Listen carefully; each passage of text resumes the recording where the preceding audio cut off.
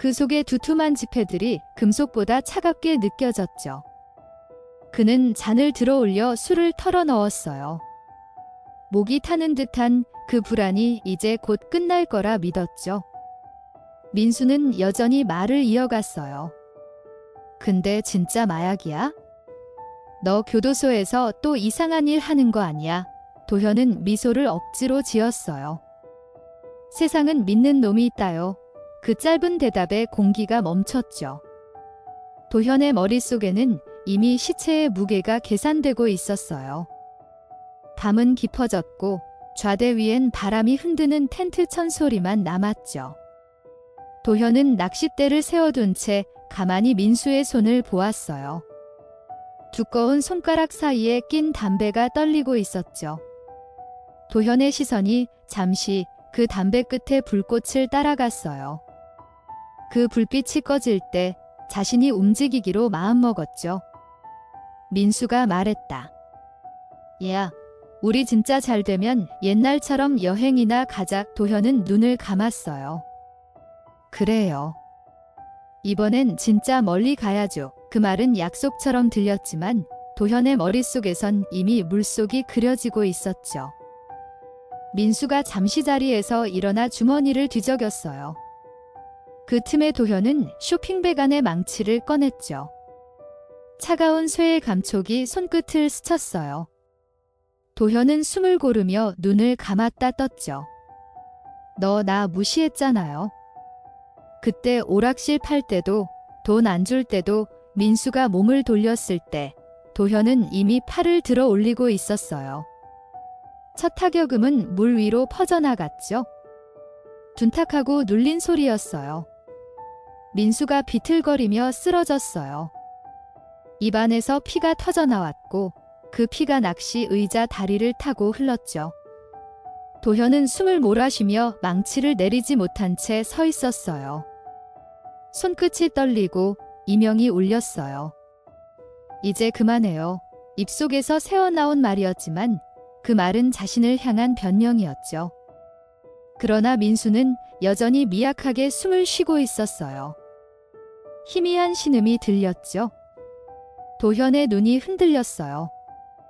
그가 다시 망치를 들었죠. 이번엔 더 깊게, 더 확실히 내려쳤어요. 고요한 물결 위로 작은 파문이 번졌죠. 그러나 도현의 심장은 그보다 더 거칠게 요동쳤어요. 좌대 안은 비린내와 술 냄새, 그리고 피 비린 공기로 가득했어요. 도현은 손등에 묻은 피를 닦지도 못한 채 바닥을 응시했죠. 민수의 몸이 미세하게 떨리고 있었어요. 그가 완전히 멈추지 않았다는 걸 도현은 알고 있었죠. 순간 그의 눈에 쇼핑백 안의 노끈이 보였어요. 그는 무의식처럼 그 끈을 꺼내 들었어요. 가만히 있어요. 이제 곧 끝나요. 손이 떨려서 매듭이 엉켰어요. 그 끈은 살을 파고들었고 민수의 호흡은 점점 짧아졌어요. 그는 주변을 훑어봤어요. 시신을 숨길 곳은 없었어요. 좌대 아래엔 검은 물뿐이었죠. 도현은 손전등을 들어 바깥을 비췄어요. 달빛이 흐릿하게 저수지를 비췄죠. 그는 밖으로 나가 돌을 찾기 시작했어요. 손에 잡히는 크고 묵직한 돌을 하나 들었죠. 돌의 표면은 이끼로 미끄러웠어요. 딱 10킬로면 되겠죠. 그는 중얼거리며 다시 좌대로 돌아왔어요. 돌을 민수의 배 위에 올려놓는 순간 아직 남은 숨이 한 번 더 들썩였어요. 그 말은 저수지 위로 흩어졌어요. 도현이 죽은 뒤에도 구치소엔 이상한 소문이 돌았어요. 그가 죽던 밤, 물 떨어지는 소리가 들렸다는 거였죠. 교도관들은 배수관을 확인했지만 아무 이상이 없었어요. 대신 벽 한쪽에서 젖은 손자국이 발견됐어요. 손가락이 4개뿐이었죠. 그들은 서로 말하지 않았어요. 그 손자국이 사라진 다음 날부터 구치소 복도 끝에서 누군가 걸어오는 소리가 들렸어요. 물이 떨어지는 소리와 함께요. 그 발소리는 늘 새벽 3시에 멈췄어요. 그 시간은 도현이 숨을 거둔 시각이었죠. 민수의 영정사진은 여전히 집거실에 걸려 있었어요. 서연은 그 앞에서 매일 향을 피웠어요. 향 연기가 피어오르며 천천히 흩어질 때마다 그녀는 눈을 감았어요. 그 눈꺼풀 안쪽엔 민수의 웃음이 남아 있었어요. 나 먼저 갈게요. 그 말이 떠오르면 가슴이 저렸어요. 그녀는 속삭였죠. 괜찮아요. 당신은 아직 여기 있어요. 그 말은 허공에 스며들었어요. 그 순간 향불이 작게 흔들렸어요. 아무 바람도 없었는데 불꽃은 한 번 기울고 다시 일어섰어요. 초평저 수지는 다시 일상으로 돌아간 듯 보였어요. 그러나 그 물은 결코 맑지 않았죠. 낚시꾼들은 자주 말했어요. 밤마다 물속에서 이상한 소리가 나요. 그 소리는 마치 누군가 밧줄을 잡아당기는 듯 했어요. 어떤 이들은 좌대 밑에서 그림자를 봤다고 했어요. 사람의 형체였다고 했죠. 그러나 경찰은 그런 말을 믿지 않았어요. 그들은 단지 오래된 기억이 떠도는 거라 했어요. 하지만 그곳에 오래 앉아 있으면 물결 사이로 누군가의 숨소리가 들렸어요. 조용하지만 분명했죠. 사람들은 결국 그 좌대를 철거했어요. 안전 문제 때문이라 했죠. 하지만 철거인부들은 낮에도 말을 아꼈어요. 그날 좌대를 들어 올리던 크레인 아래에서 노끈 하나가 나왔어요. 마치 물속에서 막 올라온 듯 젖어 있었죠. 인부 하나가 장갑을 벗으며 말했어요. 이건 오래됐네요. 그의 목소리는 떨렸어요. 노끈 끝엔 작게 매듭이 묶여 있었어요. 누군가의 손이 마지막으로 쥐었던 매듭처럼 단단했죠. 그 노끈은 다시 물로 떨어졌고 천천히 가라앉았어요. 몇 달 뒤 낚시꾼 하나가 새벽에 사진을 찍었어요. 물 한 개 사이에서 희미한 그림자가 보였어요. 좌대 근처 물 위에 서 있는 남자처럼 보였죠. 그는 사진을 경찰에 넘겼지만 경찰은 장난이라며 덮었어요. 그러나 그 낚시꾼은 그날 이후 낚시를 그만뒀어요. 그는 말했죠. 그 그림자가 나를 보고 있었어요. 분명히 나를 봤어요. 눈을 감을 때마다 그 그림자가 떠오른다고 했어요. 그날 찍은 사진엔 빛 번짐 외엔 아무것도 남아있지 않았어요. 시간이 흘러 초평저 수지 사건은 기록으로만 남았어요. 하지만 그 기록을 읽는 사람들은 공통적으로 한 가지를 느꼈어요. 문장마다 숨이 막히는 듯한 공기, 말하지 못한 문장들이 그림자처럼 엉겨 있었죠. 어떤 기자는 이렇게 썼어요. 사람이 사람을 믿는 순간 악은 얼굴을 숨긴다. 그 문장은 단 한 번도 반박되지 않았어요. 초평저 수지는 여전히 같은 자리에 있었고 그 물속엔 이름 없는 공기가 잠들어 있었죠. 밤이 깊어지면 바람이 저수지를 훑었어요. 달빛이 물결에 부서질 때마다 그 아래에 잠든 민수의 얼굴이 비치는 듯했죠. 사람들은 모른 척 지나갔어요.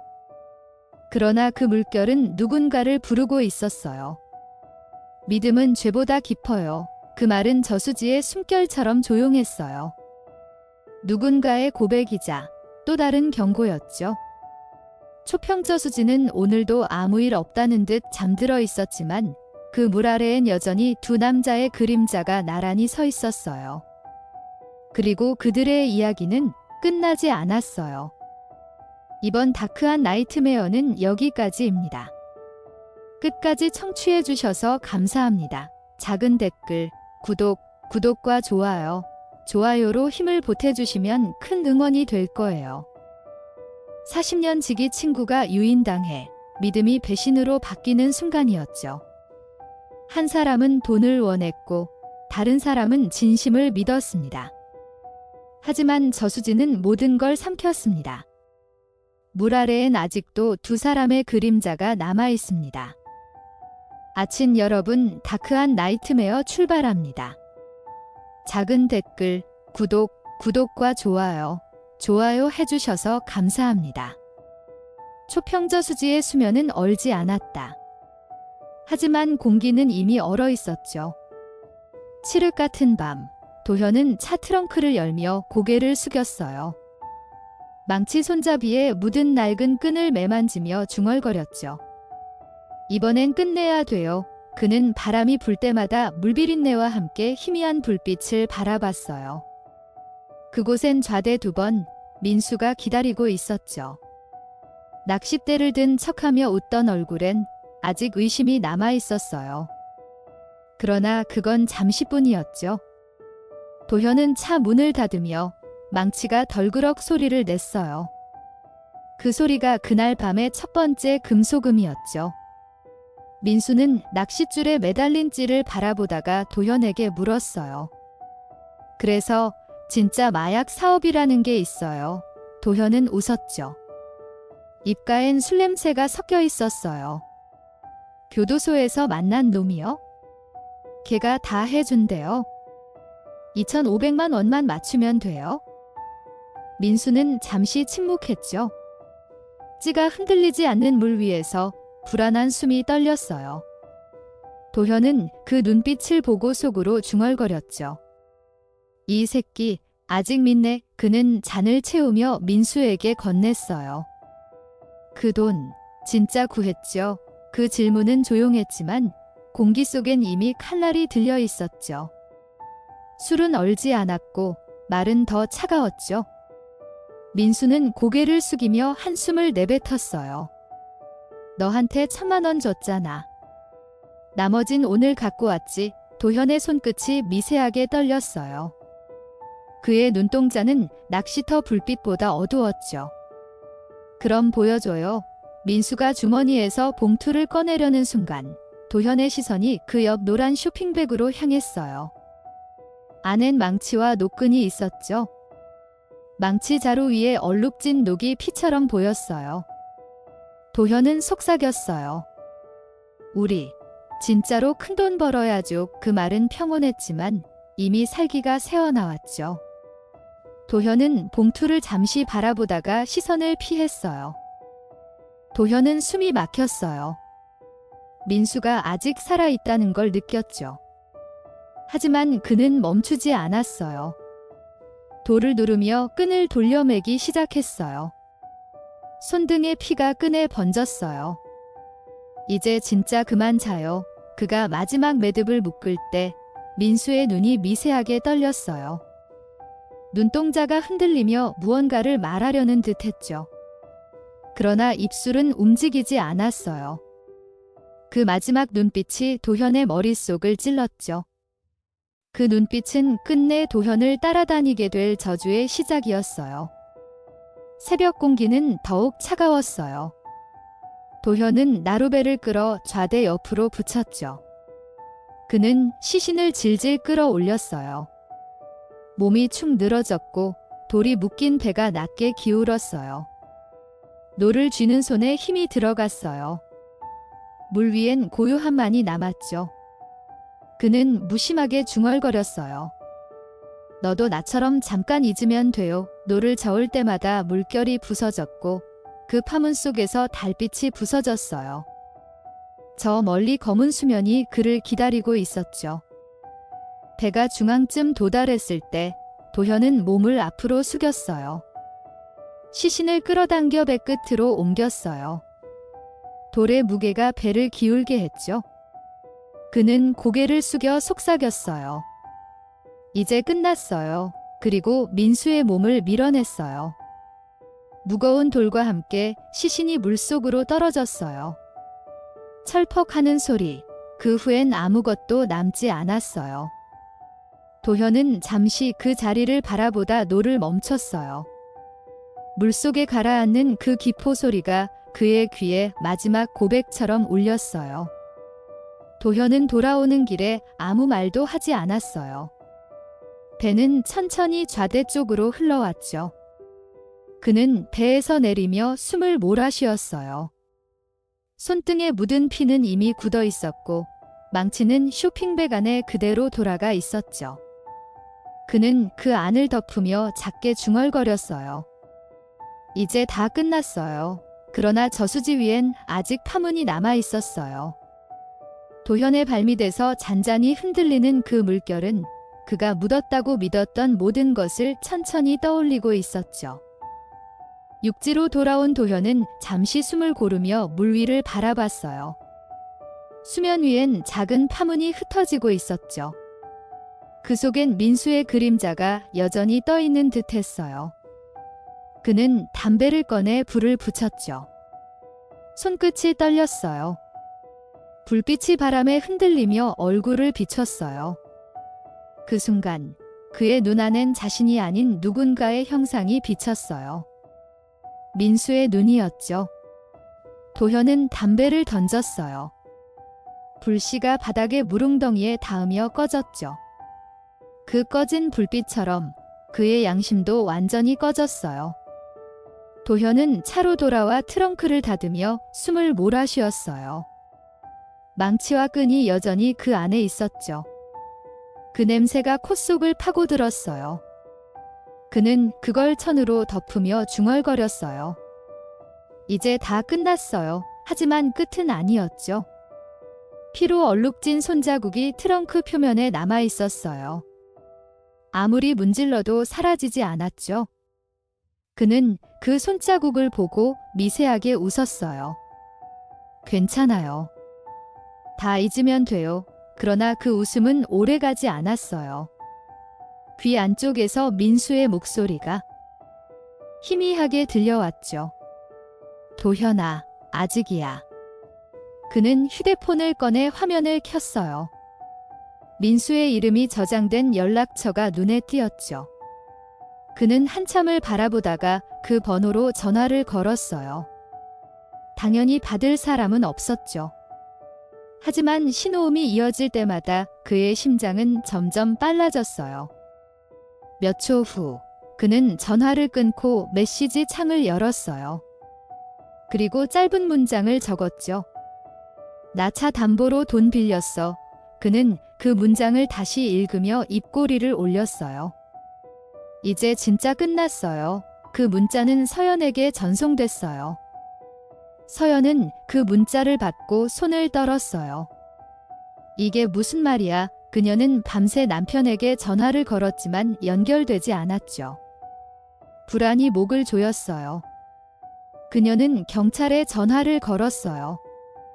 남편이 연락이 안 돼요. 경찰은 흔한 실종 신고로 넘기려 했지만 서연의 목소리엔 이상한 확신이 있었죠. 남편이 그런 사람 아니에요. 반드시 무슨 일 당했어요. 그 말은 절박했고 전화기 너머로 떨리는 숨소리가 들렸어요. 그때부터 이 사건의 실마리가 움직이기 시작했죠. 다음 날 아침, 박형준 형사는 서연의 신고서를 받아들고 고개를 갸웃했어요. 차 담보로 돈을 빌렸다. 문장 하나가 마음에 걸렸죠.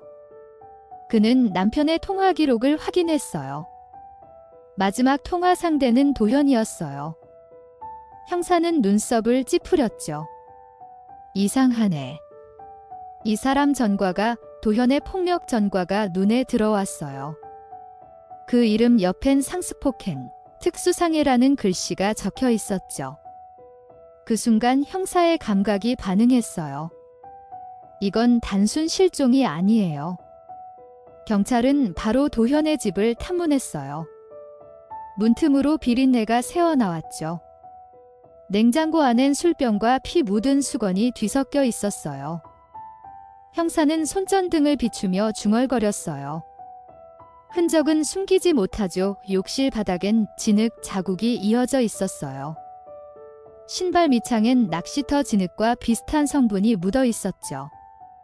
박형준은 즉시 초평저수지 일대를 수색하도록 지시했어요. 저수지로 가요.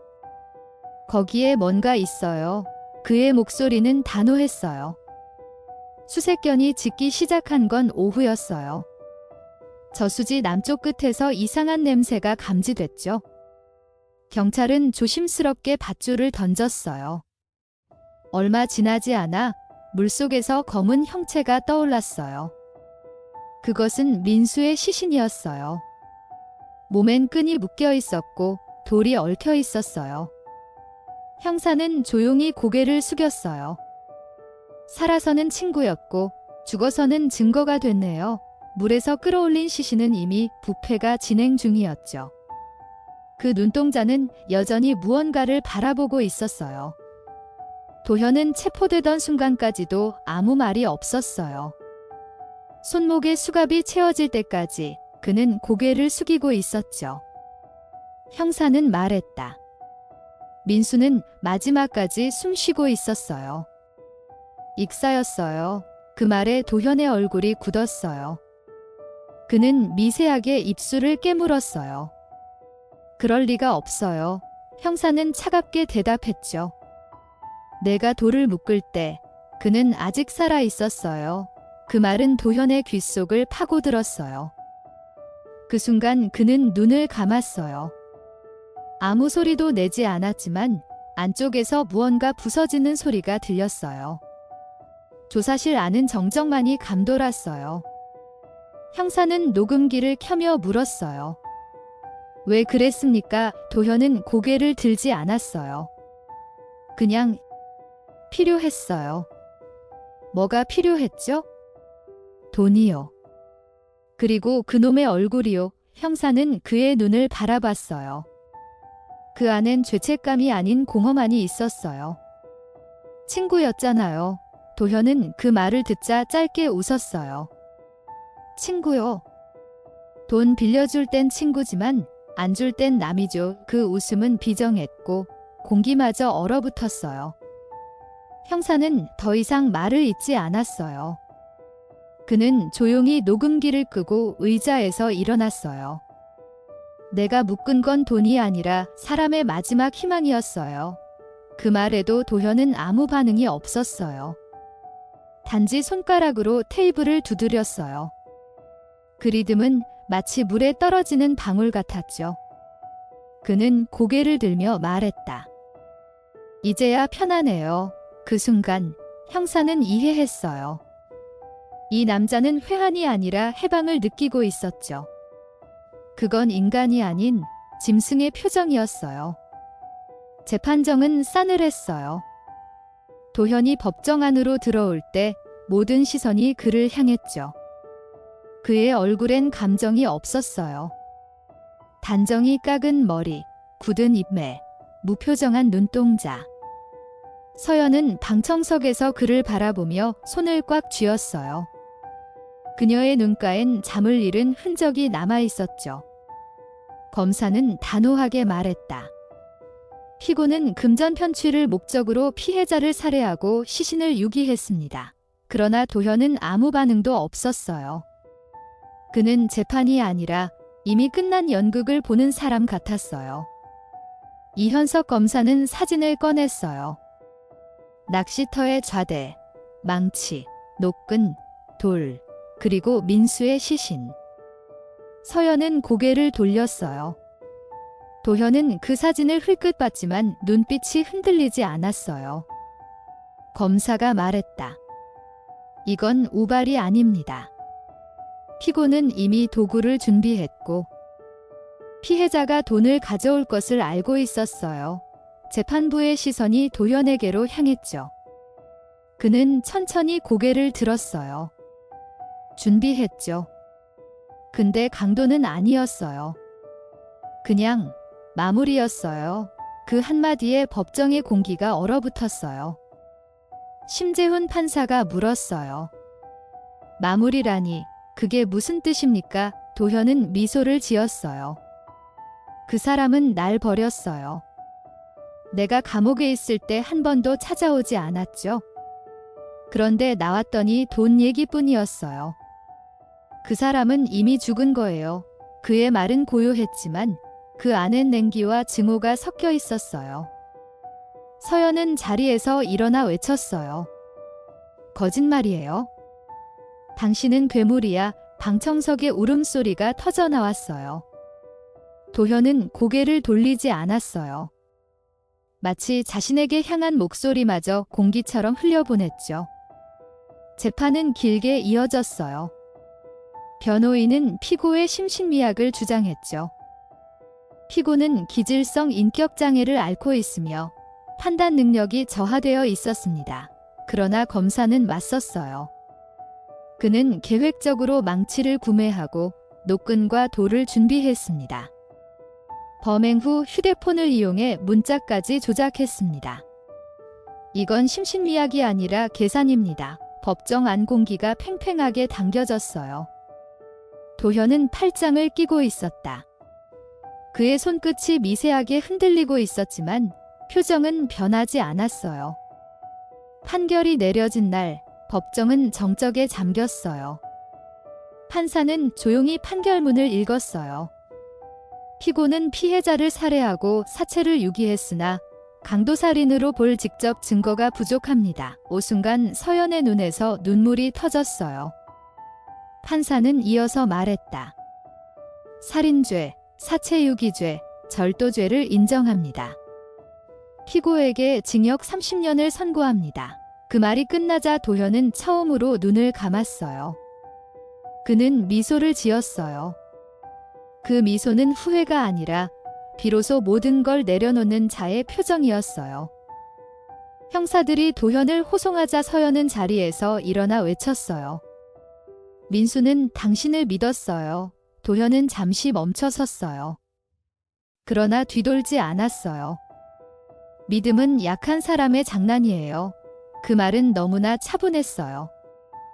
서연의 무릎이 꺾였어요. 그녀의 울음이 법정 바닥을 울렸죠. 도현은 그 소리를 듣고도 아무런 반응이 없었어요.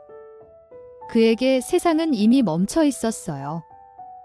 사람의 목숨도 우정도 그저 하나의 계산이었죠. 구치소의 밤은 고요했어요. 도현은 철창 너머로 희미한 불빛을 바라봤어요. 벽에 비친 자신의 그림자가 흔들렸어요. 눈을 감으니 저수지가 떠올랐어요.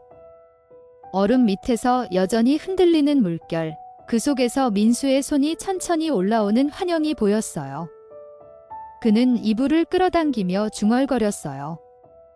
그만 좀 나와요. 그러나 그 말이 끝나자마자 귓가에 낮은 목소리가 스쳤어요. 도현아, 아직이야. 그는 벌떡 일어나 창살을 잡았어요. 심장이 요동쳤어요. 그만하라니까요. 어둠은 대답하지 않았어요. 철문 바깥의 복도에선 교도관의 발소리만이 이어졌어요. 도현은 벽을 바라보다가 주먹을 쥐었어요. 이건 꿈이에요. 그러나 벽 속에서 물방울이 떨어지는 소리가 들렸어요. 그 소리가 점점 가까워졌죠. 피처럼, 물처럼, 시간처럼 그의 안으로 스며들었어요. 그는 귀를 막았어요. 민수, 그만. 하지만 그 이름은 스스로 지워지지 않았죠. 며칠 뒤, 도현은 독방에서 아무 말도 하지 않았어요. 식판을 밀어내고 하루 종일 벽만 바라봤죠. 교도관이 물었어요. 무슨 생각해요? 그는 천천히 대답했어요. 물소리요. 그 소리가 아직 멈추질 않아요. 교도관은 고개를 저었죠. 그러나 그 밤, 감시 카메라엔 도현이 혼잣말을 하는 장면이 찍혔어요. 내가 묶은 건 돈이 아니라 나 자신이었죠. 그의 얼굴엔 미세한 웃음이 떠 있었어요. 그건 미쳐버린 인간의 표정이었죠. 그날 새벽, 교도소 복도에 비상이 걸렸어요. 도현이 독방 안에서 의자 다리를 이용해 목을 맸어요. 그의 손에 쥐어진 건 종이 조각 한 장이었어요. 그 위엔 삐뚤한 글씨로 이렇게 적혀 있었죠. 민수, 이제 진짜 끝났어요. 벽엔 물방울 자국이 남아 있었어요. 마치 누군가 그를 감싸 안고 사라진 듯했죠. 새벽의 교도소는 침묵했어요.